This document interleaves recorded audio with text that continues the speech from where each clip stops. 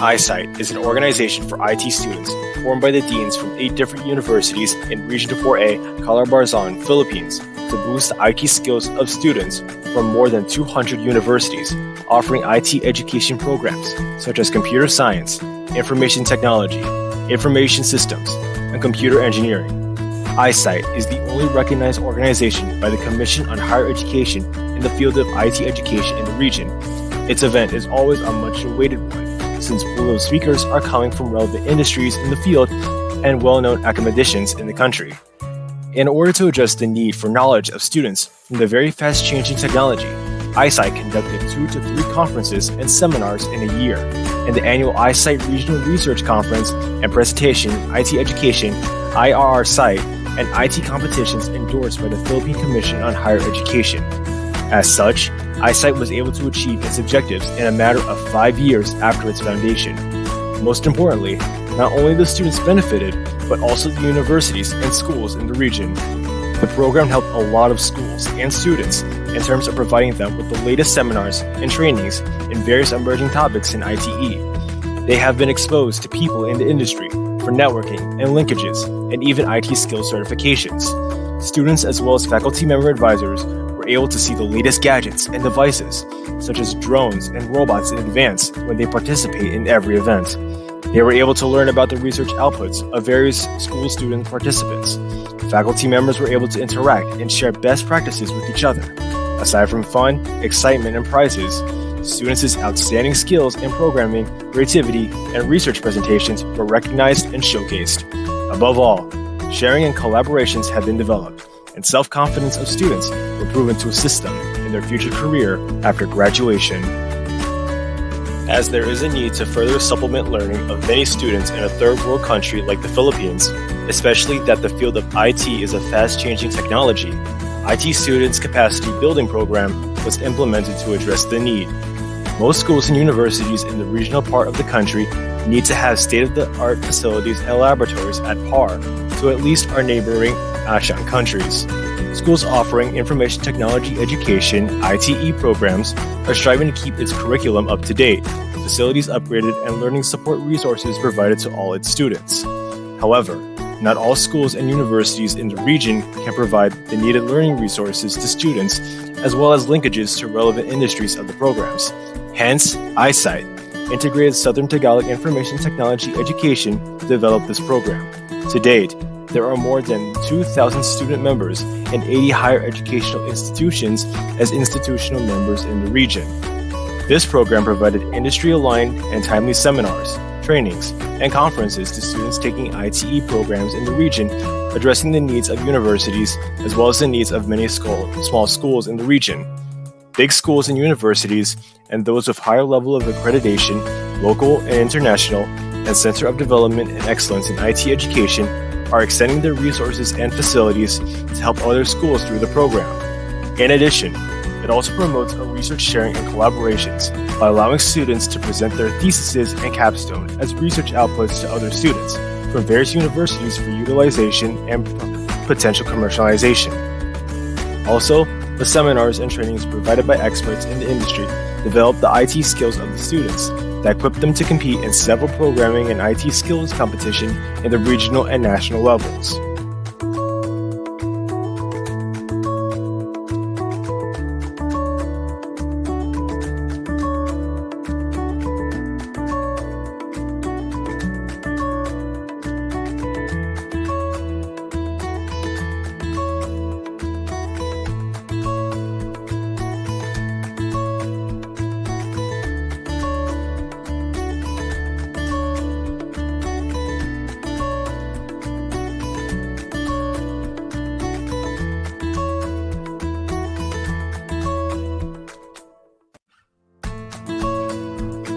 iSITE is an organization for IT students formed by the deans from 8 different universities in Region 4A, Calabarzon, Philippines, to boost the IT skills of students from more than 200 universities, offering IT education programs such as computer science, information technology, information systems, and computer engineering. iSITE is the only recognized organization by the Commission on Higher Education in the field of IT education in the region. Its event is always a much-awaited one, since pool of speakers are coming from relevant industries in the field and well-known academicians in the country.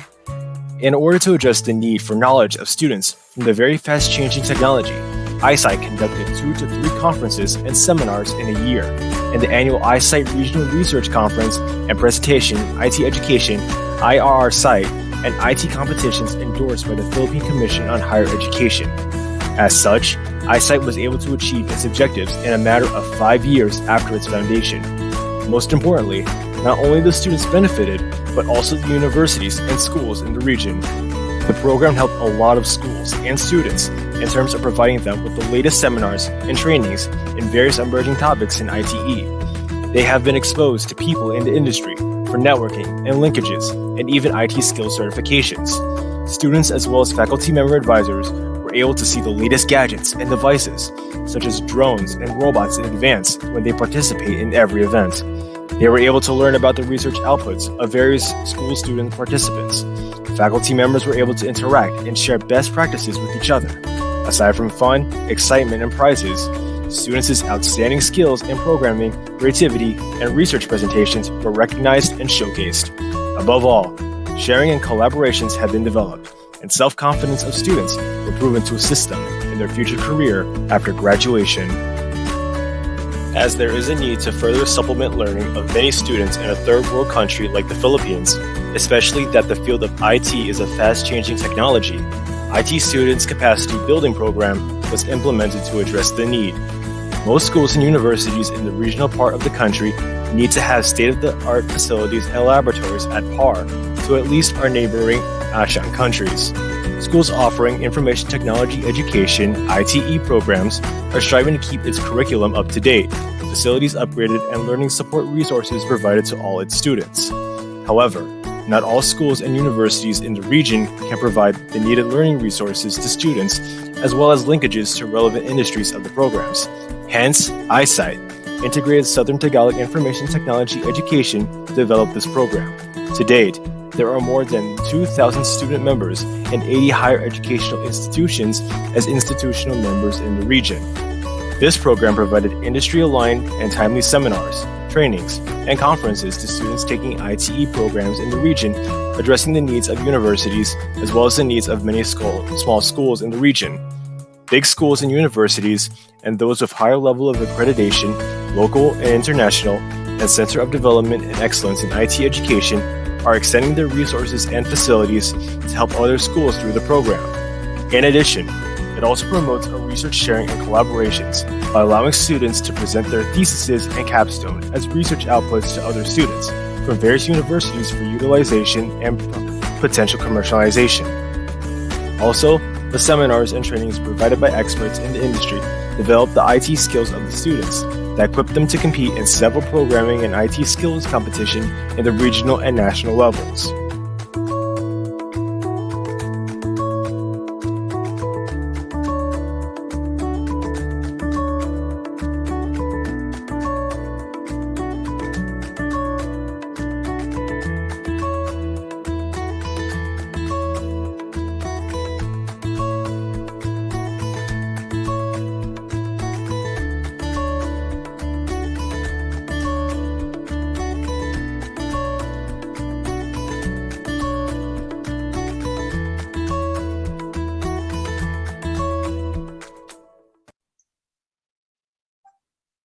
Good day, everyone. Dear iSITE students, members, and faculty advisors. Welcome to our 8th iSITE webinar series. Today, we will fill your Saturdays with informative and substantial updates on the latest and emerging topics in ICT and research. Thank you for rising up to the challenge of this new academic landscape.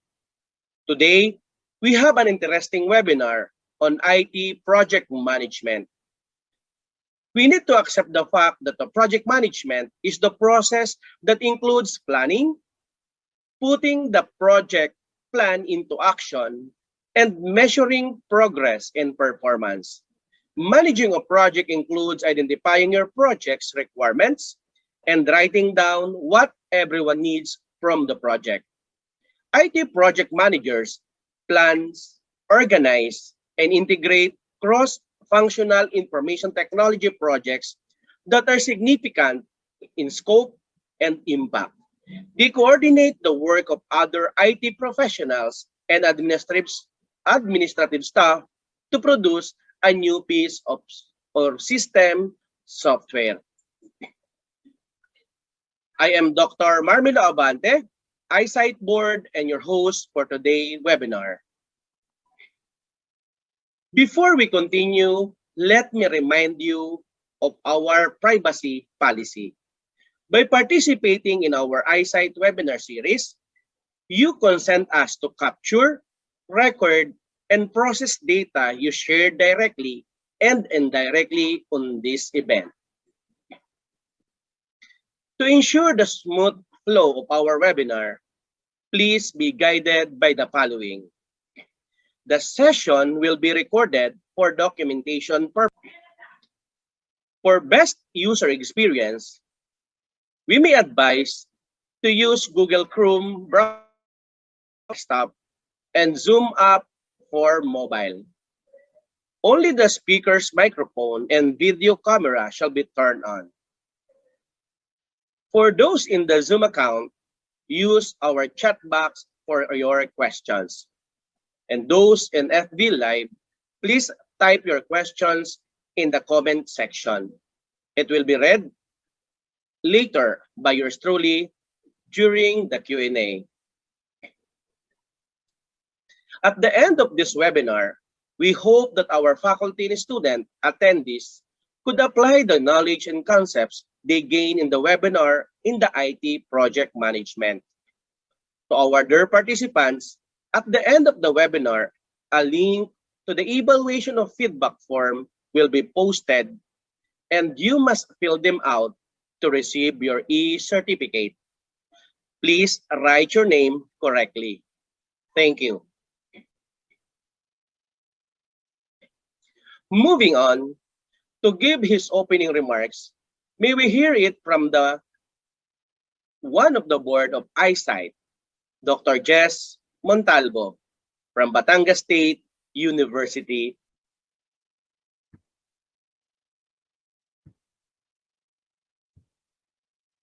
To Engineer Lopez Gueta, our iSITE advisor and chat supervisor, to our iSITE president, Dr. Rose Alday, and to the rest of the officers of iSITE, and to all students and faculty members tuned in Zoom and Facebook Live, a warm afternoon to all of you. Once again, in fulfillment of our goal to update the knowledge and skills of our students, we are here again today for the iSITE free webinar lecture series. Although this will be the last seminar for the series, rest assured that we at iSITE will continue to think of programs and activities that will enhance your learning in the field of information technology. The topic for today on IT project management is very timely, especially for those who are currently doing their IT capsules project. Like the previous lecturers, I know you will learn a lot from our first speaker this afternoon, who will be properly introduced later. In closing, I wish to welcome you all to iSITE webinar lecture series. Always be careful and stay safe always. Mabuhay tayong lahat, mabuhay ang iSITE.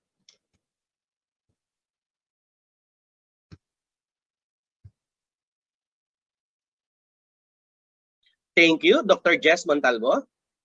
It is indeed our honor and pride that we are given full support by our CHED Region 4A supervisor and at the same time, advisor of iSITE to inspire us this afternoon. May I call on camera for his inspirational message, no other than equally handsome Engineer Lopel B. Gueta. Please give him a virtual clap. Good afternoon once again, my dear iSITE members, iSITE officers headed by Dr. Rosalie Alday. I welcome you to this last of a series titled IT plus Project Management, a Perfect Combination, to be delivered by our very own Mr. Oliver Wino, the Dean of College of Computer Studies, University of Perpetual Health System, Binyan, Laguna. One of the very important aspects in the implementation of small or large computer and information system is project management. There are a lot of very good projects that are implemented but are not sustained over a period of time because of mismanagement. For faculty members present in this webinar, it is inherent for you to teach IT skills in programming, in designing infrastructure, in completing an IT project. But let us not forget to teach the student how these things would be maintained. These are actually the reason why we have an IT program, BS Information Systems, previously BS Information Management, wherein graduates of this program will help an organization determine how IT-related technology-enabled business processes can be used as its strategic tool to achieve competitive advantage. All this and more when Sir Oliver discussed to us how this perfect combination will be attained. On behalf of the CHED Regional Office 4, our hardworking Regional Director, Dr. Amelia A. Biglete, I would like to congratulate the iSITE officers, Dr. Balba, Dr. Abante, Dr. Lacorte, Dr. Makatangay, Dr. Ribong, Dr. Montalvo, Mr. Winyo, and of course, Dr. Alday in completing this series of webinar as a service to the IT students in Calabarzon. Thank you and mabuhay kayong lahat. Keep safe always. Maraming salamat po.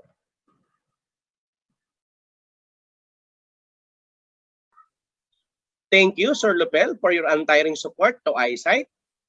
The highlight of this afternoon's webinar is our 8th talk on the topic entitled IT Project Management.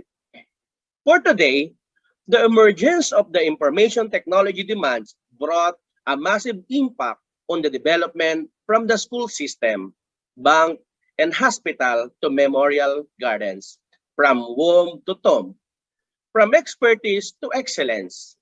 Delivering quality services to stakeholders in staff is one of his primary goals. He led the College of Computer Studies by guidance to the foundation of quality delivery of instructions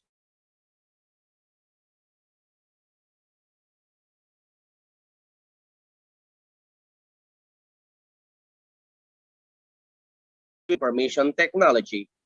He started and implemented projects such as designing network topology, implementing learning management system, developing test data banks and enrollment systems, and guiding and motivating the information technology services team to ensure that the projects will be practical and implemented to all system-wide of the University of Perpetual Hope System, JUNELTA.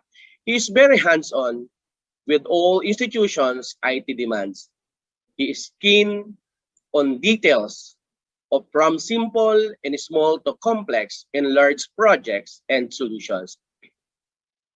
Deep inequities with education brought by this pandemic have met.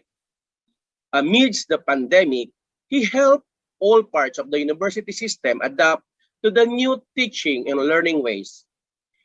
Even the Commission on Higher Education considered Perpetual to train other faculty members from other schools in Region 4A. During this crisis, it contributed to the success of the academic year. A reliable and responsible leader that promotes perfection when it comes to plans and paces of IT processes. He is an epitome of the great IT project manager, one of the best Perpetualite leaders. Let us all welcome our speaker, no other than Dean Oliver M. Cunyo. Please give him a virtual applause.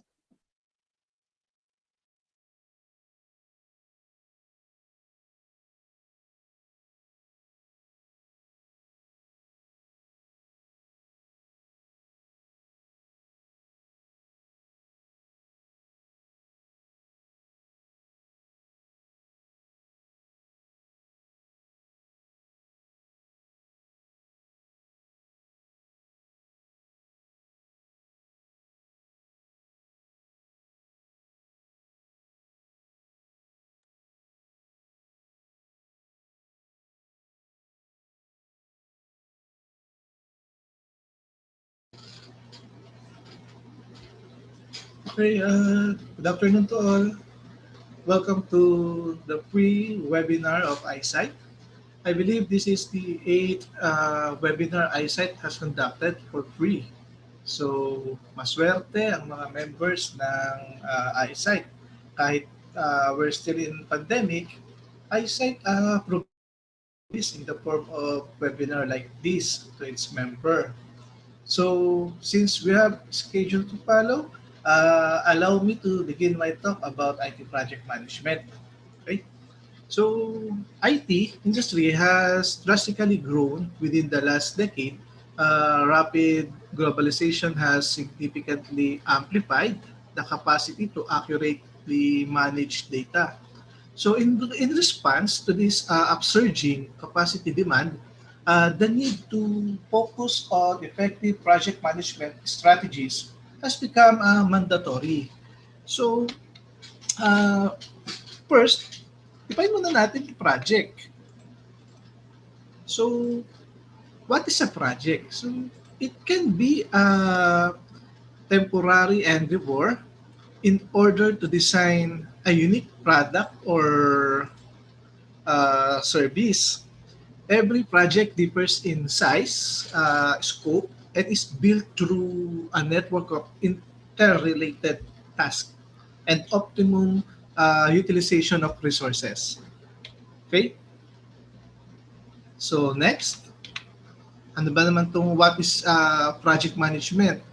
Uh, to be precise, project management can be described as the process of planning, organizing, controlling, and implementing responsibilities for all achieving the organization's specific goals. So, in an IT organization, project management includes overseeing projects for hardware development, software development, network upgrades, marami yan eh, cloud computing, data management business, business management projects, and more.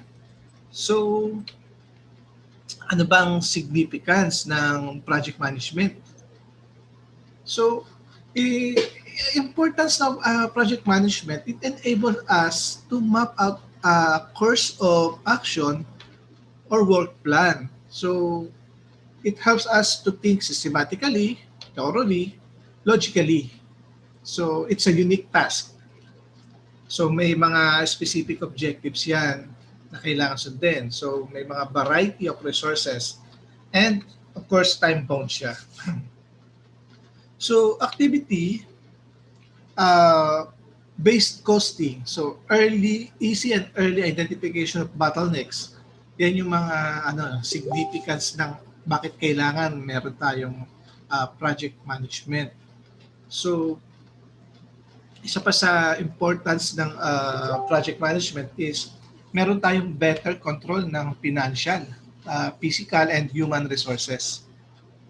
Then, magkakaroon tayo ng improvement sa customer relations. So, better internal coordination. Okay? So, I have here 10 reasons plus 6 whys why I love managing a project.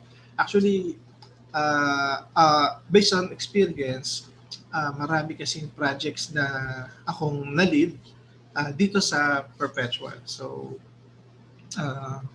masarap mag-introduce ng mga project at makatapos ng project. Lalo na sa IT sa atin. Dami kasi. So, first, ito yung 10 sinama ko na lahat. So, variety tayo.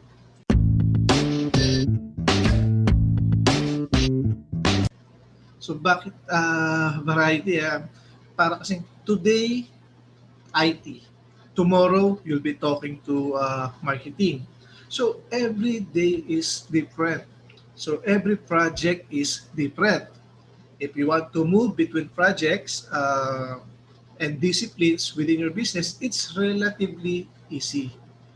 So the job has so much variety, both in terms of people, scope of projects, and the kind of task project managers do. So next tayo, ano tayo number? Leading a team. Spartans! What is your profession? So teamwork makes the day more interesting. Plus leadership is a fantastic privilege. So you get to inspire and motivate people. Masaya yun. Masarap na makapag-motivate ka at makapag-inspire ng people, ng mga tao mo. So you can encourage people to do their best work. So remove roadblocks and really make a difference to the lives of your colleagues. So ano yan, the tech. So ito yung yung parang getting to try new things before everyone else. So gusto mo lagi kang una. So medyo may pagka-selfish, no? Anyway, this is really a quiet, a selfish result. But one of the best parts about managing projects is you get to see what's coming before anyone else and test it out. This is particularly the case of for a new technology, mga bagong system na gagawin natin. So it's a great opportunity to get your hands on the latest apps, tools, na may discuss natin yan, systems, and more before your colleagues in the wider organization get to use them. So ikaw yung una, mas masarap ang feeling nun. So next, problem solving. So it's satisfying to put things right. Diba? So the process of problem solving is enjoyable too. The research, analysis, synthesis, and then the power of being able to make an awesome recommendation. Plus, it's a chance to be creative as a team. Okay? So, next, introducing new things. So, like yan nung the tech natin sa number 3. So, delivering change is fun. So, introducing new things into the business is a privilege. So, it's also hard work, but when you get it right, it's amazing. So, people appreciate what you've done and how you've improved the way they work and the way business operates. So, that's a special feeling. It makes all the hard work uh, of a project planning, execution, and delivery worthwhile when you have successful go live, di ba? Pagka go live tayo. Next, communicating. So there's so much communicating required in a project management role. I really enjoy this part of the job because it gets me out meeting people. So, plus, it's important if you want to understand where your stakeholders are coming from. So, kunyari may pagkachismoso pala ang project management pagka project manager. So, kailangan alam mo lahat yung mga inputs ng mga stakeholders. Then communication goes both ways. So it's so important to listen to your colleagues, your team, your stakeholders, your sponsor, and anyone else because through listening, we come to understand better how to communicate the change that is happening. So think of ways where you can build feedback loop of ways for people to get in touch with you. So, in other words, make it easy to communicate as a team. Ah, so, next, delivering value. With project works, it's easy to see how your contribution makes a difference. So, you should be able to draw a direct line between the work of your team and on the project. Plus, the strategic objectives for your organization.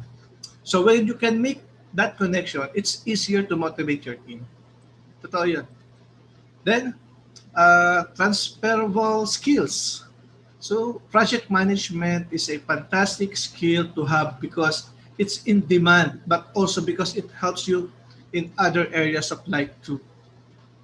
So having transferable skills like planning, team leadership, and communication help future-proof your career and make you more marketable. Mamaya magulat kayo sa sweldo na isang project manager, IT project manager. Okay? So number 9 na tayo. So the other people. So project management gives you access to lots of different areas of the business. This is one of my top reasons for loving the job. Instead of only ever seeing the workings inside one department, project work is a multidisciplinary and cross-functional. So alam mo lahat yung mga ginagawa ng bawat department. So ikaw yung parang eagle. Kita mo lahat sila. So there's huge career benefits for this. So you get to see how the rest of the company works talaga. So it makes you more valuable to the business, and perhaps you'll find another area where you want to build your future. Galing, no? Project manager na lang tayo. So, flexibility. Last natin, doon sa 10 reasons ko. So, project work is hard, particularly at the beginning and at the end. These are the busy times when you may not feel that you have the flexibility to be flexible. Okay? So, but project work is inherently flexible. You can do many things of the tasks required from home or the office. You can work on site. So, there's a lot of knowledge work involved which you can do early mornings or late nights, whatever suits you best. So the only work, if you have the support of your management team, if you can get that, managing projects is a good option as a career that allows you to balance work and family. So, but don't get me wrong, it's often busy, incredibly stressful, and long hours. But I'd rather do that from home in my jeans and a jumper than with a long commute and wearing a suit every day. So, pwede talaga. Sa bahay ka lang, work from home. But not all projects management jobs will give you this flexibility, ha.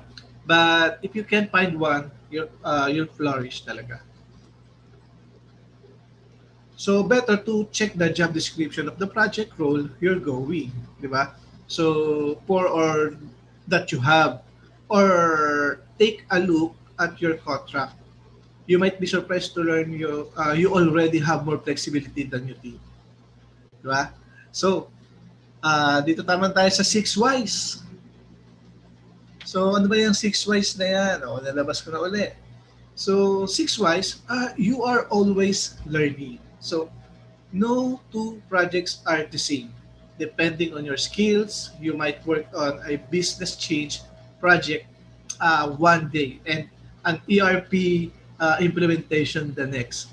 So each project has its own set of challenges, which forces you to constantly learning about more than just structure and processes. Sometimes you get to learn about cool stuff like technology, new markets, products, services, and customers. So a project manager's world is ever changing, growing, and evolving. It's a great ride. So you are always learning. Kaya I love ko talaga yan. So next tayo, number 2 tayo. With work with all sorts of interesting people. You might have a small project with a team from your office, or a larger global project with your team dispersed across the world. Lawak, no? In either case, you are working to complete something with others. So it's like group time back in grade school. So instead of sitting there, stand yourself, you get to interact with others. So if you do it right, the collaborative effort can lead to the creation of something better than what you could produce by yourself. So plus, you get to meet some really smart people who bring different perspectives and experiences to your project. So I love the diversity of working with a global team. It brings out the best in me. So if you like working with others to create something new, then project work might be for you. So meaning global team, meaning you have geographically parang dito minsan nandito ako sa Binya ako sa experience ko sa Binya ako, then bigla tatakbo ako ng Pangasinan campus. So Perpetual is has Junelta system has 5 campuses, actually 6 na siya yung bago naming campus sa Rojas. So lahat yung project pagdating sa IT, kailangan nandun ako. So, kumbaga, yung next natin, yung number 3, be a mini CEO. So, I've always thought that project management work is a great training ground for future CEOs. You see, project managers have a lot of responsibilities, face all sorts of pressure, and have to work with a wide variety of stakeholders and customers. Plus, they have to deliver promised results within a defined set of financial projections. Wow. A project manager faces most of the same issues as a CEO. But of course, on a smaller scale and with less pay. CEO na yun eh. Ako project manager lang. So, next. There is never a dull moment. Yeah, totoo yan. The ever-changing nature of project work is always challenging. A project manager usually has dozens of daily issues and tasks to follow, multiple team members of interact with, a presentation or two or more each week to give to sponsors, stakeholders, or customers, and 100 other worries to resolve. So there is usually not a lot of free time to kick back and reflect on what you are doing. So this type of constant activity is not for everyone. But if repetitive, mundane, procedure-driven work seems boring to you, then maybe you should try project management talaga. Kasi wala talaga ditong dull moment. Lagi tayong on the go. So next, number 5. So you get to interface with customers. Don't believe what your salespeople say. Working directly with customers and helping find solutions that make them happy is great fun. Sure, some can be demanding, unpredictable, and a little crazy at times, but there is nothing better than being able to create a new solution that satisfies or delights a paying customer. It's the magic of business, finding solutions that make you and your company more ultimate motivator. So it's number 5. So next, number 6. So receive recognition. Uh, I started my career in hindi sa perpetual sa ibang school din. It was a good work and I met some really smart people. At the end of the day, if everything worked and there were no glitches, you got a pat on the head and told that you were doing your job. It was simply hard to exceed expectations or get recognition. So project managers that deliver initiatives on time, on budget, and within scope, let's not forget quality also. So get celebratory parties, senior management accolades, press conferences, speaking engagements, all sorts of positive PR. So actually, they are just doing their job. But because they create something new or something better, the perceived value to an organization is extreme. A few moments later.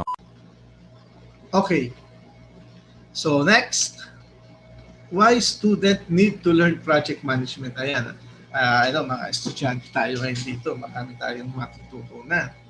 So, project management is essential skill that can help students in a wide range of situations and develops useful skills. So, project management is also a transferable skill. So, if it can help a student look more desirable when they apply for a job. So, successful project management skills are difficult to learn but led to a significant advantage when implemented properly. So, learning project management can help students excel in their academics and career. So, early dito pa lang sa school, nahahasa na yung project management nyo. Okay? So, I have here 10 reasons why students need to learn project management. First, natin planning and organization. So all projects have the potential to become chaotic. So when students work on a task or project individually or in a group, they will need to learn to plan and organize all steps in the task. So deciding who is doing what and when is an important skill to help you successfully complete a project. So yan isa sa mga reason na dapat matutunan o mapag-aralan yung project management. So number two, make a schedule. So when faced with a large project, you should break it into smaller chunks and set up a schedule. So schedules help you to make the project more manageable. So schedules also ensure you meet deadlines. So both long terms and short term, meaning you can assess your progress and the quality of your work. Diba? So, yung number three natin, drive teamwork. So, teamwork is a human necessity actually. So, even if your project is designed for individual work, successful project management relies on teamwork and collaboration to bring a variety of ideas to the table. So sharing ideas even for individual projects helps to spark inspiration and adds to overall quality of work. So yun yung may drive sa teamwork. Then to ensure the quality of work, also remember to use the plagiarism checker. Marami yan eh. Meron yan yung mga Turnitin. So alam ko meron kayo yan sa mga schools nyo. So next, better resource management. So resources including time and human effort are expensive and scarce. Implementing successful project management skills can help you better manage your resources. So knowing your capabilities and limitations can save you time and effort. And implementing this in group projects is essential to completing a high quality project successfully and on time. Diba? So number five, helps with integration. So no project happens in isolation. So whether it is a group project made up of various components or whether it is an individual project that is part of a bigger task, projects will need to be integrated at some point. So project management helps you in integrating projects or parts of projects more smoothly and seamlessly. Okay? So next, number 6 na tayo. Reduces cost. So the projects often become expensive. Sometimes you are required to make additional changes or provide a buffer to a client. And this means a higher final cost of production. So successful project management ensures you plan your project execution carefully so that there is no waste. No waste and limited mistakes lang. So this helps reduce project cost and ensures you have more in your budget for the next round. So, number 7 tayo. So, facilitates change. So, life is full of change and these changes can affect your projects. Sometimes, there are unexpected events that can delay the project considerably. So, being able to manage projects successfully can help you better adapt to these changes. So meaning you are more likely to take them in stride than to have them set you back. So next, number 8. So improve the quality of work. So high quality works is important for good scores and achieving workplace success. So implementing good project management helps you to maintain high standards throughout across projects. Maintaining quality not only ensures a good grade, but it also secures consistency. So helping you maintain your standards. Diba? So number nine, better use of information. So when you are completing a project, you not only share knowledge, but you also gain knowledge. If you do not manage new knowledge efficiently, you are likely to forget it and lose it. So good project management skills help you organize and manage new knowledge. No, diba? Making sure it is retained and not lost when the project is over. So for last, helps you learn failure. Despite all your best efforts, there are times when project falls short of the mark. So project failure can be devastating. So but good project management ensures that failures becomes lessons, di ba? So learning from failure and identifying the exact point of failure can reduce the chances of you making the same mistakes again. So move on, kumbaga. Okay? So sa project management skills help students develop a variety of skills. Project management skills encompass a wide variety of management skills, including time management, scheduling, budgeting, and resource management. So being able to manage these aspects successfully can help students complete projects faster and more easily when producing higher quality output. Ha? So next tayo. So ito naman, skills you should have as a manager. Yan, mga project manager na tayo. So, ito na. First 10. 10 ba yan? 1, 2, 3, 4, 5, 6, 7, 8, 9, 10. Tama. So, 10 muna tayo. Communication. Kailangan may communication skills ka. So project managers must have strong communication skills to be able to convey messages to clients and team members. They need this skill to effectively share their vision, goals, ideas, and issues. So they also need communication skills to produce presentations and reports. So hindi pwede mawala si communication skills. Ha? And syempre, may leadership skills ka. So strong leadership skills are critical for project managers. They allow leaders to oversee and coordinate tasks as well as motivate and encourage the team and define the roadmap to successfully complete the project. So, dapat organized ka.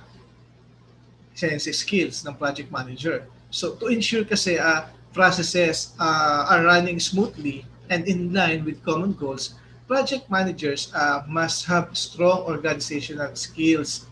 So while this includes the ability to multitask, it also includes prioritizing tasks, compartmentalizing projects, and documenting everything for easy access and future reference. Merong isang Japanese girl ako napanood, nakalimutan ko lang yung name ng Japanese din sa Netflix ko yata napanood. Magaling siya sa organization. Okay? So next, number 4, skills you should have as a project manager, it's negotiation. So marunong ka makapag-negotiate. A project manager must be effective at negotiating terms with suppliers, clients, and other stakeholders. So you must also employ negotiation skills when working with your team as well to bring everyone in line with strategic goals or manage interpersonal conflicts within the team. Okay? So next, team management. Okay. So a project manager must be able to bring a team together and move them in one direction. So aligning them like their personal goals with those of the organization. So team management skills include the ability to effectively delegate responsibilities, handle conflicts, evaluate performances, and coach team members to help them improve their skills. Okay? So next, time management. Time management na tayo. So, scheduling din yun eh. So, every project is subject to deadlines, which means there are numerous tasks that need to be accomplished in a short amount of time. Project managers must be able to create a project timeline and maintain those deadlines throughout the project lifecycle. So, bawal ang late. Okay? Next, risk management. While they are not generally apparent, uh, risks are inevitable during a project. Totoo yan. Which is why a project manager must have the experience, the ability to pinpoint what could go wrong and implement a risk mitigation strategy. So they must be able to ask their team hard questions and continually confirm timelines, decisions, and dependencies. They also should also know how to use professional risk management tools that allow them to analyze potential risk to develop risk mitigation strategies. Okay? So next, number 8. So, problem solving tayo. So, dapat may problem solving skills ang project manager. So, because a project manager must be able to gather information, weigh the associated pros and cons, and then formulate the best solution.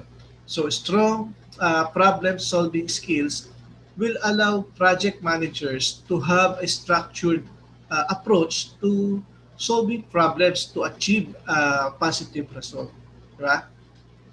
So number 9, ito budget management. So kanina ano tayo, mga analyzing tayo no. Ngayon naman pera naman, budget management naman tayo. So one of the most important responsibilities for the project manager is to create a viable budget and control it throughout the life cycle.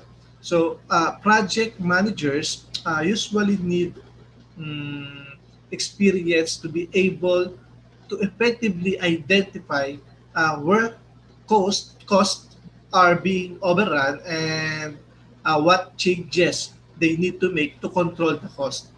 So they need the ability to track costs, put together spreadsheets, and decide what the budget should or should not be spent on. So may mga uh, financial skills na rin si project manager. So you have to budget talaga. The next, number 10, motivation. So motivate to keep their team happy and motivated when deadlines are rapidly approaching. Naku, yan. A project manager must have motivational skills. So tactics include using positive reinforcement, praise, and team building activities. They must be able to cultivate a positive, fun, and collaborative working environment. So, motivator ka rin pala dapat. So, next part tayo ng mga additional skills naman. Ano pa ba yung mga skills na yan kailangan natin? So, ito pa. Ang dami ng mga skills na you should have as project manager. So, technical writing. Technical writing is a form of writing that project managers use in drafting potential deliverables, circulating memos, targeting product releases, or sending news updates. So, may technical writing skills talaga dapat. Actually, pinag-aaralan naman natin yan lahat. Lahat yan dinadaanan natin. Makikita niyo yan sa mga subjects niyo. Next, adaptability. So, project managers daw must be able to adapt to upcoming product trends, new technology, user demographics, and more. So this is a particularly important skill at the material level. So as they must lead entire teams in the right direction talaga. So next, 13, technologically savvy. So dati wala itong problema kasi mga IT tayo. So ito yung advantage natin sa project management.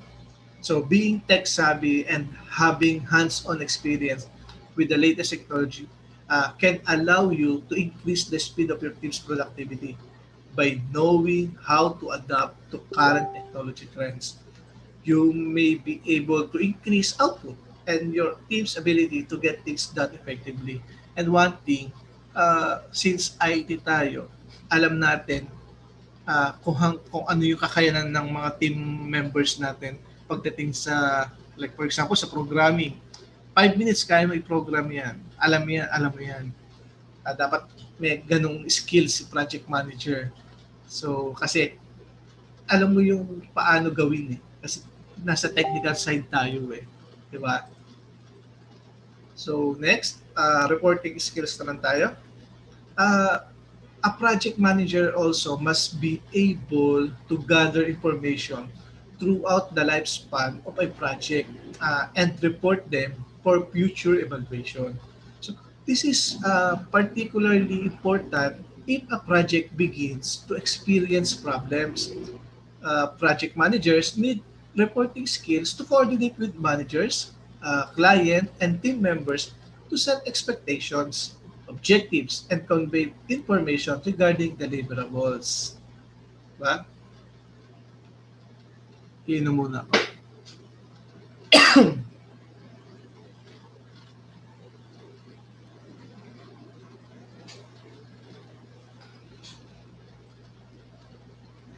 Next skills tayo. Active listening. So, dapat daw si project manager active listening.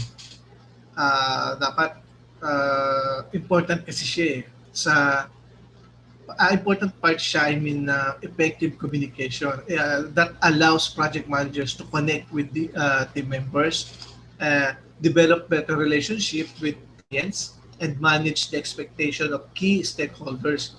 So, active listening allows them to fully understand the perspective of the person they are speaking to and empathize with them. Diba?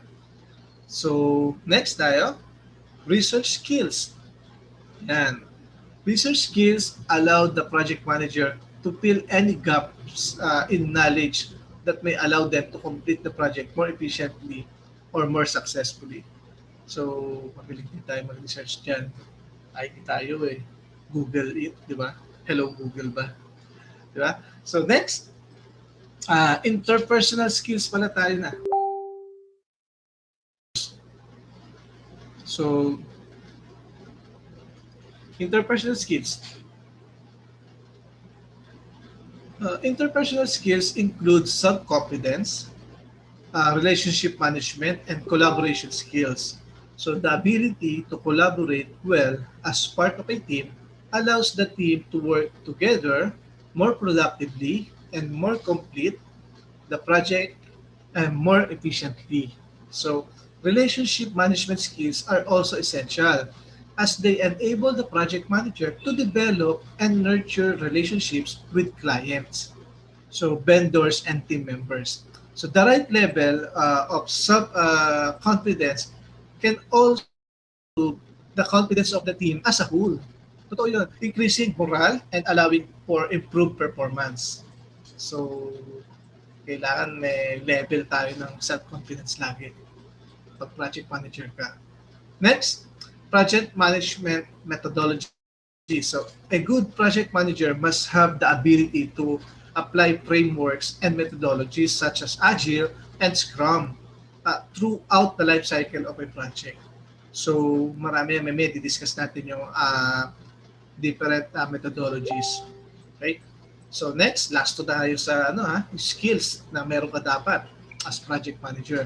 So, next skills is policy knowledge. So to keep a project running smoothly, project managers must have an adequate grasp of policy knowledge, including health, safety, environmental, and business best practices. Okay? So, dapat may knowledge ka doon sa policy ng company.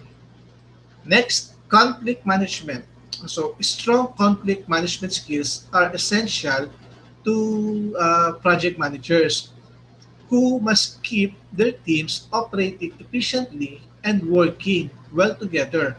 So, conflict management and resolution skills are also important for fixing stalled workflows, project discrepancies, or addressing other internal or external setbacks. So, ikaw, marunong ka dyan mag-manage din wala tayo ng conflict.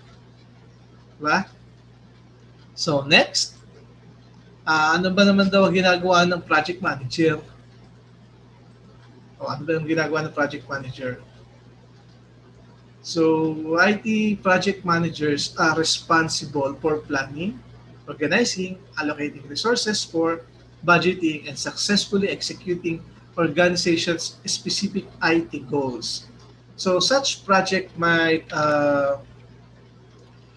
like might include software and app development, hardware installations, network upgrades, cloud computing and virtualization rollouts, so project around business analytics and data management, and miscellaneous IT services. So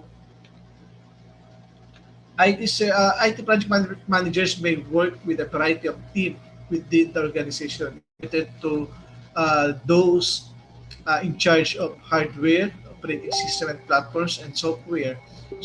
Networking, yun yung firewalls and connectivity, business data and analytics, so help the support, information security, and yung mga compliance and governance. So for each of these projects, an IT project manager will likely lead the following stages. So key roles tayo and responsibilities. Number one, uh, project planning. So planning is the first step toward ensuring project success. So the project manager creates an overall project plan. So the project manager understands the project goals and will outline all the project requirements from start to finish. They will also break things down further to identify uh, all the project tasks to be completed, so determine who needs to complete each task and the timelines for completion of each task. So yan yung sa project planning natin. So pagdating naman sa activity and resource planning, number two yan na key roles and responsibilities ng sa project manager. So before a project commences, a project manager will collect the project requirements and define the scope. So scope definition is an essential step in determining the activities of the project and the resources required for successful execution and delivery. So the project manager will define the activities, determine the order in which activities will be carried out, estimate how long each activity will take, identify the corresponding resources for each activity. So every project utilizes resources such as time, money, technology, people, and materials. So a project manager is responsible uh, for determining the resources required in each stage of the project. So one of those resources is people. So using the information from scope definition and the list of activities, the project manager will either engage and hire a team or assemble a team from the existing organizational resources. So the project manager then proceeds to a plan for what each person on the team does and when they need to do it. Okay? So in some cases, the project manager may work with a specialized department to source and acquire resources. So for example, the project manager can work with the procurement manager in their company to identify a supplier who can provide materials for the project. So another resource, excuse Another resource which a project manager needs is money. So based on the scope of the project, One eternity later. 3 days later. 12 seconds later. 3:28 a.m. 3 weeks later. Many months later. So much later that the old narrator got tired of waiting. so another resource which a project manager needs is money. So based on the scope of the project manager determines the activities of the project. So the project activities help to develop the cost estimates for the project. So depending on the level of activity details available. So the project manager can determine high level cost or more or a more detailed cost breakdown. So either way, the scope and activities guide the cost estimation process. Uh, ano ba yung cost management sa in project management? So yan yun eh. Kailangan meron tayong alam din sa cost management. So one of yan eh, responsibility ano, sa resource planning. So the project team falls under the leadership of the project manager. The scope of the project informs a project manager of the specific knowledge and skills they need on the team. So once the human resource requirements are clear, the project manager can assess and determine the best fit candidates for the project team. So finally, the project manager will create different plans for managing resource. So there is a plan to manage resources, manage cost, manage the schedule, and manage the scope of the project. So that's all for the activity and resource planning. So next, learning. So a project operates within an internal environment. So ano yan, the company yan, sa perpetual sa amin. And the external environment, the community, and outside world. So these environments may have an impact on a project. So it is the responsibility of the project manager to continue learning and keep abreast of the relevant company and industry news. So this way, the project manager is aware of any changes which might affect the successful completion of the project. So, for example, the introduction of new legislation may need the project manager to look for new permits and licenses. Also, if the management within the company change, the new leader may let the project continue with some changes or scrap the project altogether. So yun yun. So next, tayo. Communicating from the start to the end of the project. So communication takes up more than 80% of a project manager's time. Project managers are responsible for ensuring the stakeholders, project team, and client understands what the project seeks to achieve. So a large part of communication happens between the project team and the project manager. So as the project progresses, the project manager lets everyone knows the progress, the milestones achieved, and what they can expect in the next stage.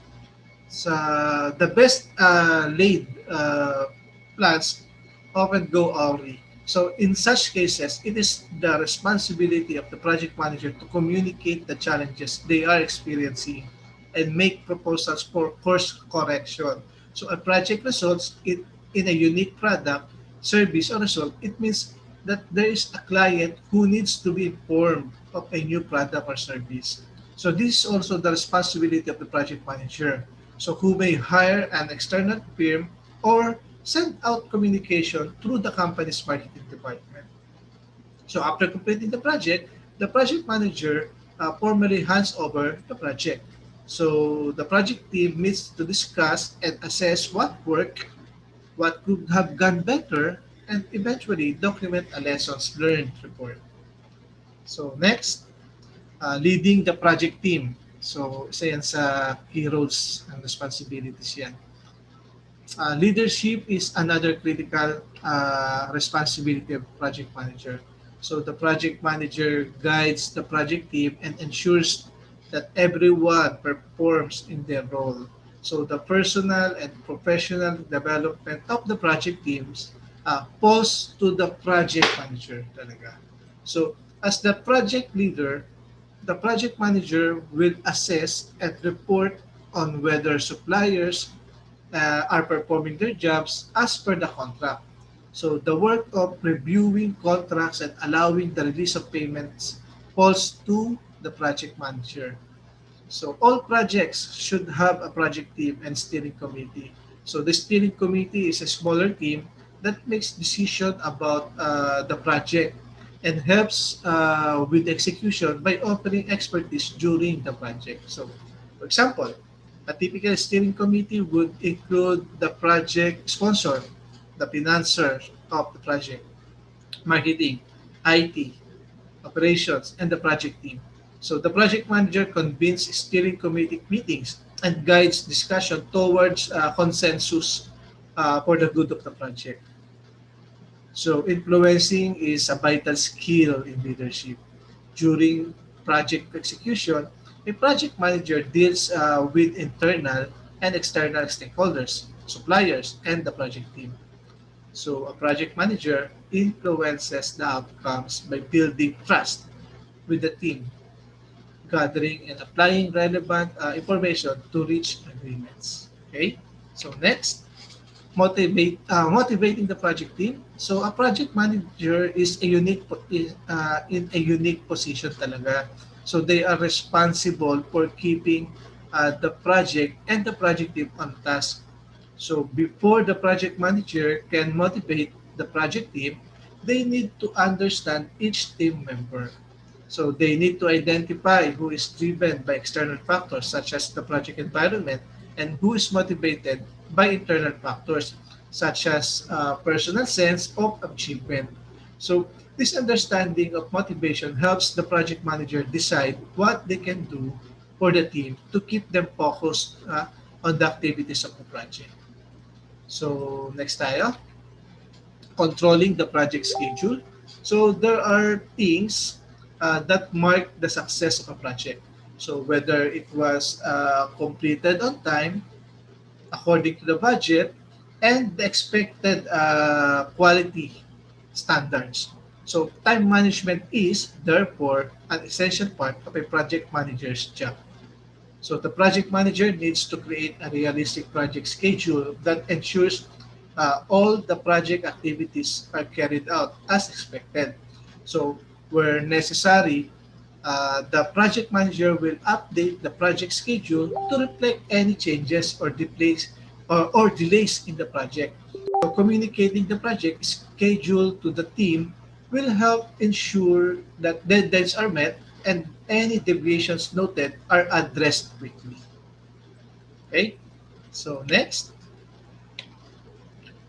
cost estimation and budgeting. Uh, it is more impossible to run a project without money. Ayan. So here, a project manager is responsible for estimating project cost. One way is to use the cost of a similar past project. So another way is to use expert judgment based on past experience with projects of the same nature.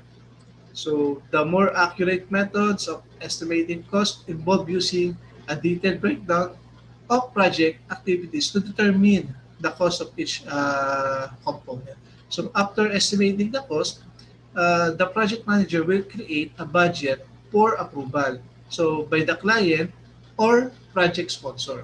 So as the project progresses, the project manager needs to keep an eye on spending to avoid cost overruns.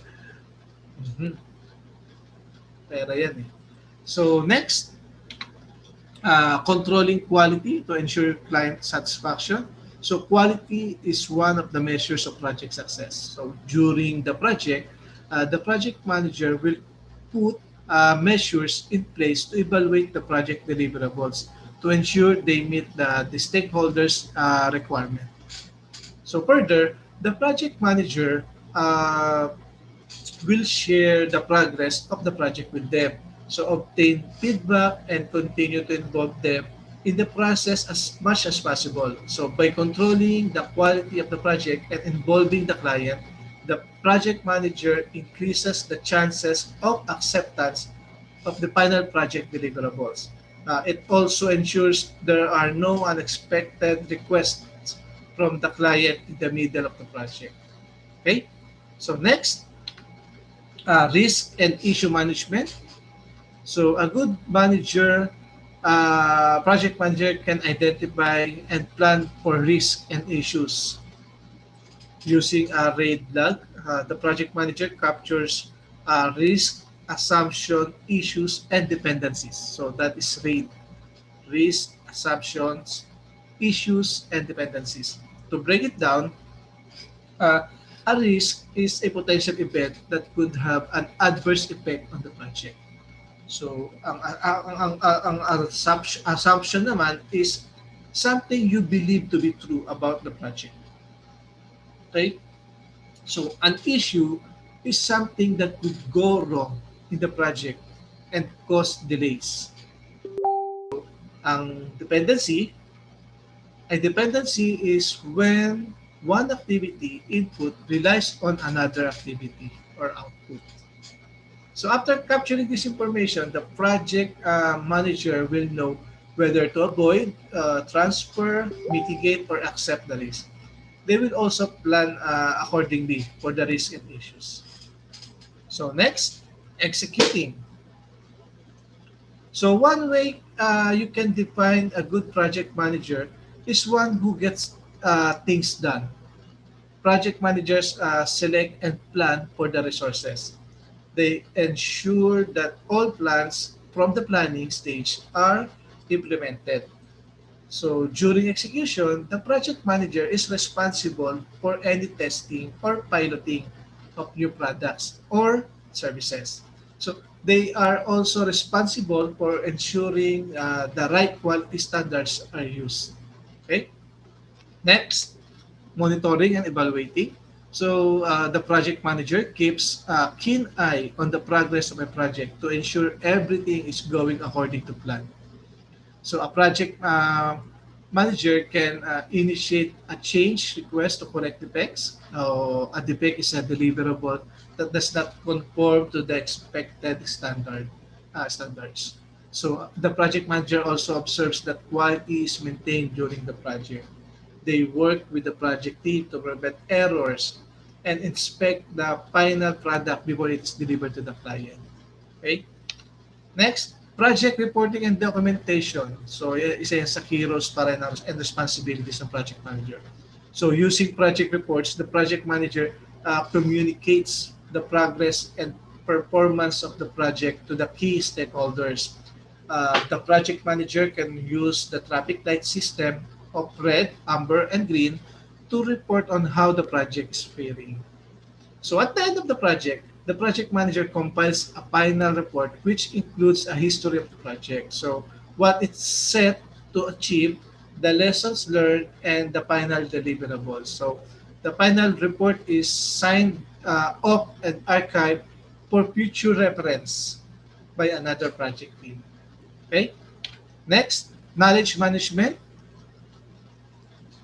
Knowledge management is yet another responsibility of a project manager. So knowledge management occurs during all the stages of a project. Why? It is about more than creating and filing project documents. Instead, the project manager must find a way to use what is already documented. So explicit knowledge yan. And the knowledge, skills, and expertise of the project team. So that is task knowledge naman. Okay? So task knowledge exists in the minds of the project team and other stakeholders. So a good project manager creates an environment of trust which allows everyone to share their stories, contribute to the project, and have this information documented for posterity. Okay? Point last, closes the project. So, responsibility din ng project manager ang i-close yung project. So, upon completion of the project, the project manager has responsibility to conduct formal project handover to the owner. So they will verify that all the deliverables are available and meet the quality standards. So the project manager brings together the project team for a review and of how project unfolded. So under the leadership of the project manager, the project team will discuss and document the lessons learned. So the lessons learned aim to guide project managers running similar projects in the future. So a project manager has many responsibilities, and while project success depends on excellent project management skills. So they must inspire the project team to action. Okay?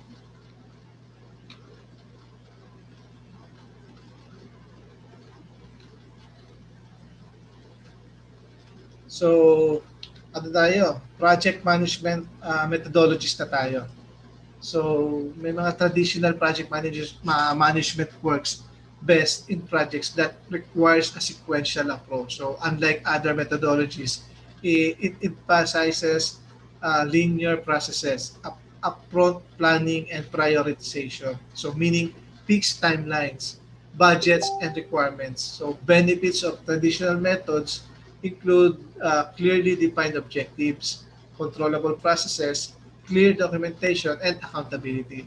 So let's take a closer look at traditional project management approaches. Una natin, tingnan yung the waterfall model. So for sure, alam yan ng mga higher year natin dyan. Maraming pinagdaanan yan, yung mga waterfall model na yan. So ano ba yung waterfall model sa project management? So the waterfall approach suggests a sequential approach to managing project. So after stakeholders and customers agree on and document project requirements, it's executed in a step-by-step manner until it's finished. So after that, the customer review the project to make sure that it meets the requirements. So some project requires a post-production maintenance stage, for example, software projects, where the customer reports bugs and requests new features to ensure lasting project performance and success. So the most commonly prepared tool for a waterfall model is the Gantt chart. So that visualizes subtasks, dependencies, and project phases as it goes to the project life cycle. Okay? So ang waterfall kasi best for ano yan short and simple projects with clear guidelines that require a strict work structure to ensure project success. Diba? Next, critical path method tayo. So, sa the critical path method naman, yan yung an extension of the PERT approach that represents an algorithm for scheduling project activities. So the critical path represents the longest in terms of duration sequence, longest sequence siya of essential project activities that must be completed on time. So calculating the critical path is key to determining the total duration of a project. So its milestones, deadlines, and essential activities that need to be completed on time. So critical path method best yan for complex projects where delivery terms and deadlines are critical in such areas as construction, defense, software development, and others. Diba? Next. So, Agile Project Management Methodology. So, ang Agile methodologies offer an iterative approach to managing projects. So, originally developed for software projects. Nowadays, Agile is widely used in marketing and advertising projects. Agile teams easily adapt to changes, provide tangible results, perform quality assurance, and meaning less rework and improve quality. So, Agile project management is a structured, adaptive, and iterative approach to business planning and managing work processes. So it suggests simultaneous activities that don't have any dependencies and can be done in parallel, providing two significant benefits over the traditional approaches. So you can quickly detect and fix unexpected issues. You can introduce changes at any stage of the project. Other work processes will change dynamically. So ito, Agile kasi best yet for projects that require responsive and fast-paced approach and involve teams that boast strong communication and collaboration skills. Right? So, what is Scrum? So, Scrum is defined as an agile approach to the development of a project. So, however, it must be understood that Scrum is not the full process, but only a framework that supports the agile methodology. So, since when a team adopts a Scrum approach, for example, with a new web design or e-commerce project, they merge forces to achieve a common goal, exactly the same as uh, other examples of Scrum. The team members no longer work individually, but they become a sole unit where their single capabilities and expertise combine the maximum efficiency. So, paano ba nag-work si Scrum? So, what makes this approach innovative is the fact that there is not a specific team leader that gives direction to each member or oversees their performances. So the team members are therefore not given a detailed list of how to do each task. So each team member is well aware of the final goal and they will decide the best way to achieve it using their specific capabilities.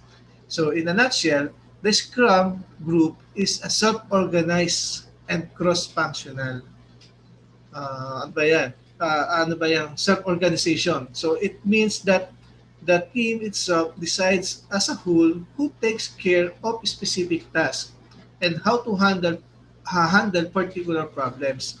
So thanks to their expertise, each member knows the best way to solve any given issue they are presented within their field. So at the same time, seeing at the team is cross-functional. It Each member of the team is involved and needed in order for an idea to be transformed into a product.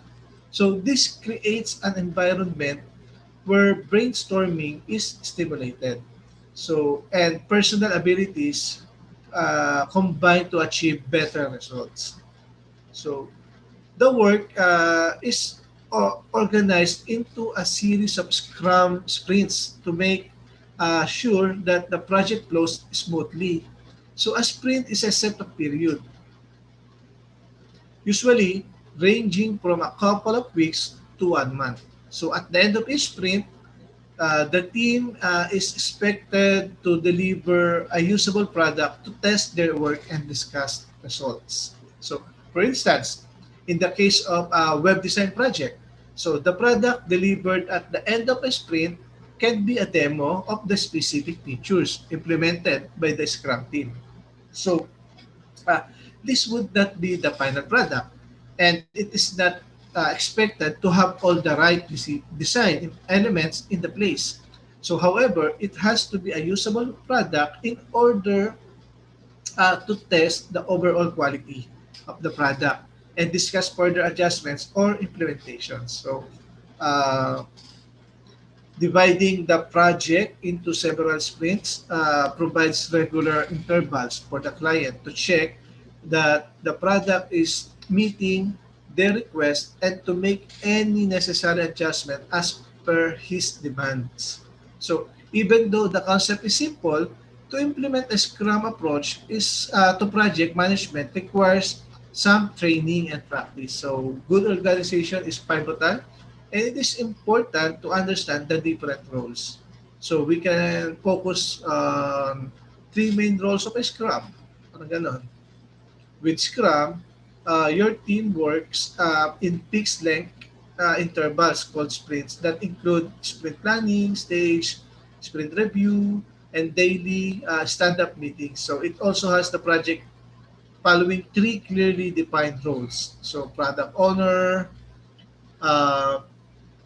product owner usually refers to a customer or other stakeholder who takes part in all development stages, conveying to the global vision and providing feedback. So Scrum Master is the person responsible only for managing the project process. So removing obstacles and coaching their team through meetings or other venues. And the Scrum team naman is a team with developed collaboration skills following a common goal. Okay? Next,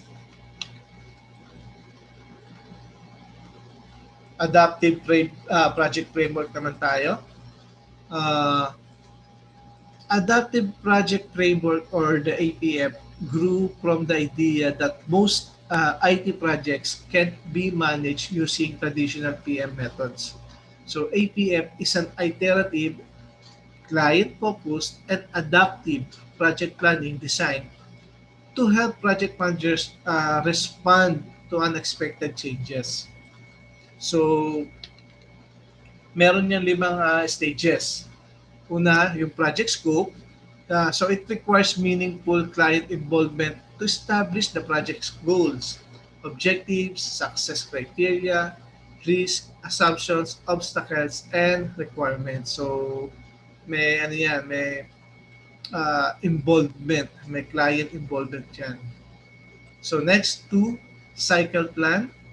A high planning stage where project managers establish tasks, their order, schedule, dependencies, and resource requirements. So sa cycle build naman, team commences its work while manager adjusts the work scope. So record change requests and ideas for improvement.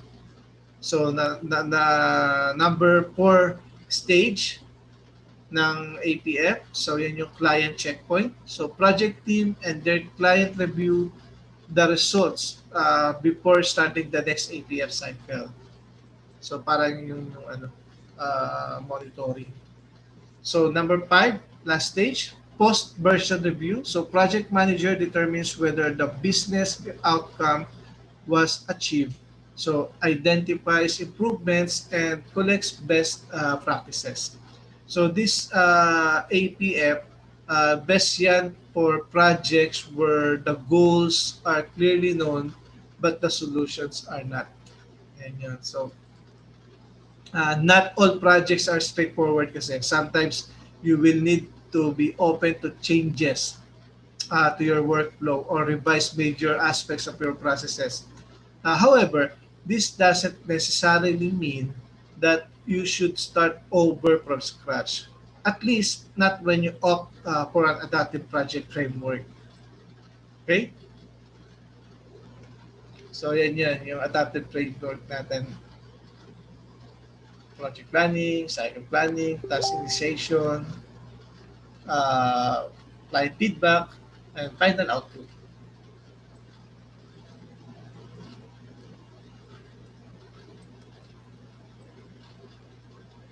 Next, the PM book. Yan yung PM book, isa yan sa dinidiscuss sa project management. Parang yan yung project management body of knowledge.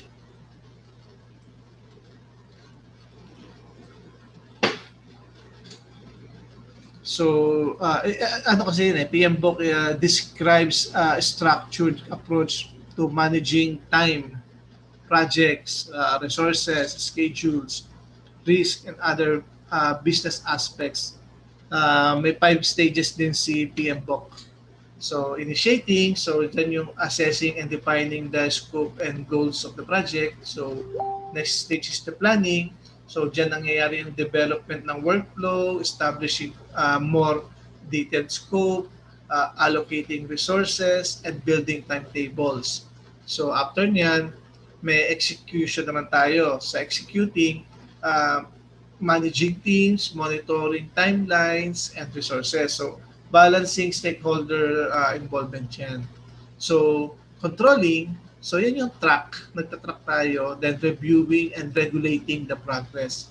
So closing, yun yung assessing project results, key strengths and weaknesses. And the main strength of the books is that it provides a comprehensive range of other useful tools and techniques.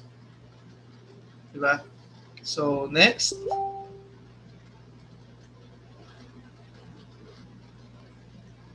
how to choose the right project management methodology. John Lloyd, pakatingin ah. Okay. Next, how to choose the right project management methodology. Ano ba yung mga yan?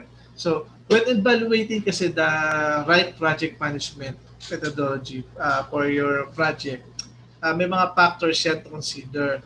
Yan yung mga project focus, customer and stakeholder involvement, timeline flexibility, project budget, number and type of teams involved, required and available resources, resistance to change, rigidity of structure, andyan yung mga project drivers and constraints,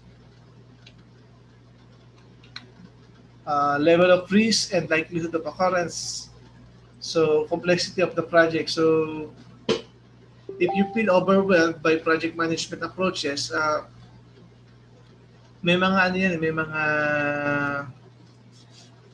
tools na pwede natin gamitin. Tingnan natin kung ma-discuss pa natin, ha? So, next tayo. So, ano yung mga types of information technology projects ba?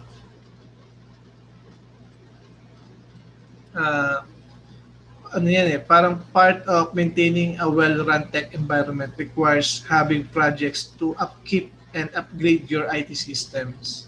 So, some project may be small while others may be big. So, the following are some of the types of projects that in ano ngayon, trend. Baga, sa security, cybersecurity is the most talked about topic in the any industry, from legal to medical to construction and everything in between. So to address compliance initiatives, you may need to have a company perform an annual security assessment. So this assessment can use to help renew cybersecurity insurance and to create a record of a compliance initiative. So sa new equipment, so as computers and devices relate, it's important to replace them, of course. A simple project that we do all the time is replacing computers talaga. It's a low-cost project that provides a lot of value. Additionally, other devices in your need upgrading or replacement as they complete their life cycle. So each project is scoped in advance to provide you a clear picture of what is needed and what will cost. So, dyan sa software upgrades naman, may mga certain software upgrades may require a project kasi. So, typically, when new hardware or software is needed, there will be a project associated with the upgrade. Parang gano'n yan. Isipin mo kasi, ano ba yung mga fit na software para sa company. So, project yun. So, halimbawa, office moves. So, halimbawa, nagkaroon ng business office renovation. It can be a significant undertaking, especially yung mga successfully transitioning your business equipment between locations. Typically, takes a fair bit of planning yan talaga. So, when your company is moving, we do our best to plan and prepare your business, diba? Parang ganyan. So next, network infrastructure. As companies change and grow, so do their network needs. So we design and plan network upgrades and installations. So parang ganyan. Magkakabit kayo ng Wi-Fi, yung mga traditional network switching natin, routing and security. Parang gano'n. So next, vendor selection and management. So can you stay objective when you're picking out the right tech products from the right vendors? So a neutral third party that specializes in tech can provide objective advice about specific products and vendors. And once your vendors are chosen, why not employ someone to help you manage the minutia of all your contracts, including software updates, warranties, and other contractual requirements. Parang ganun. Okay, next. Tips for successful IT project management.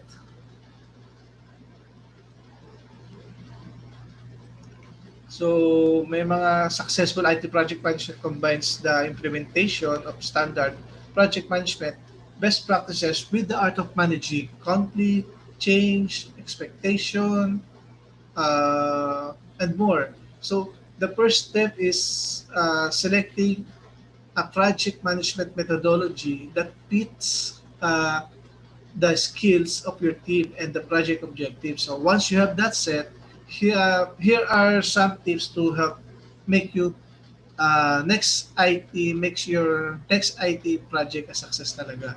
So during initiation, be sure you have assessed whether the project is a good use of resources and whether the project outcome will satisfy business need. Next, during planning naman, complete your project charter. So, and have a good understanding of task dependencies and how missed milestones could impact overall timelines. And during execution, over-communicated and host daily stand-up meetings to discuss status and any project blockers. So, during monitor and control, ensure you have the right PM tool in place that enables you to monitor progress in real time. Marami naman tools dyan na pwede gamitin. Then, during closeout, do a project retrospective that answers what went well, what could have been better, and what you would change next time. Diba? Project management tools, ActiTime. So, ano bang key features niyan? Time tracking, task management, billing, and invoicing, and reports, of course. So, ano ba yung ActiTime na yan? It's an intuitive timesheet software with rich project management functionality. So, with ActiTime, managers can create custom work scopes, assign tasks, set estimates, and deadlines. So, regular users can fill in timesheets, review their progress, and use Kanban board to visualize their project progress. So, reports will provide insights into project resource allocation, so individual and team productivity, actual performance against estimated hours, and more. Right? So, yan yung ActiTime na tool. So, marami kasing ano pa yan, marami pang tools yan. So, I think maubusan tayo ng oras kapag di-discuss pa natin siya isa-isa. Okay? So, ano ba yung salary ng project manager? So, as you can see, ang salary niya is, sa ano ito ha, hindi pa to yung peak. So, median pa lang siya. 50% sa median, 79,937. So, tumataginting yan na ano, na annual yan, paid annually. Sa US yan. Kahit check yan sa salary.com. Kikita ka sa loob ng isang taon ng 3,996,850 pesos. So, ang ano niyan, ang monthly niyan parang 333,000 something. So, yan yung project manager. Ano? Gusto niyo ba mag-IT project manager? Yeah. So, that will be all. Kung meron kayong question, sige, siguro kahit mga dalawa. Pwede. Okay? Thank you, ha. Thank you.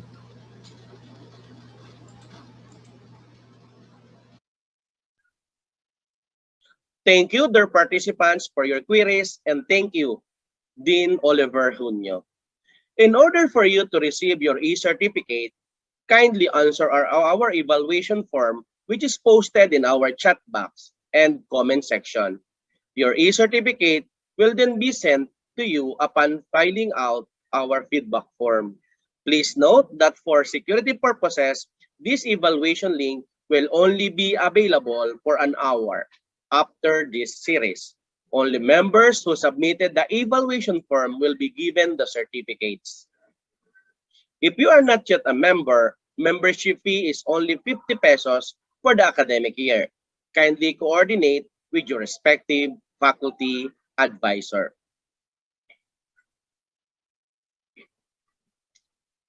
Before we end this session, we would like to recognize the valuable inputs of our speaker by awarding our e-certificate.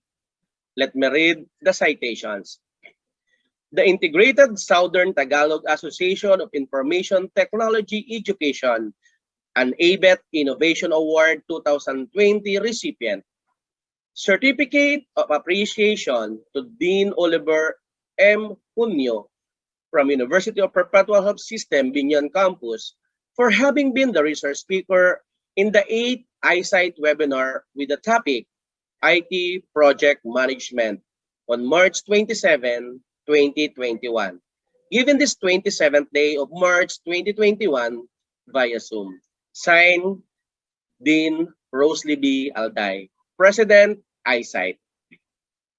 Please receive our virtual applause. Once again, thank you everyone. See you again remotely in the next interesting and very helpful webinar. Stay safe and have a good day, everyone. God bless.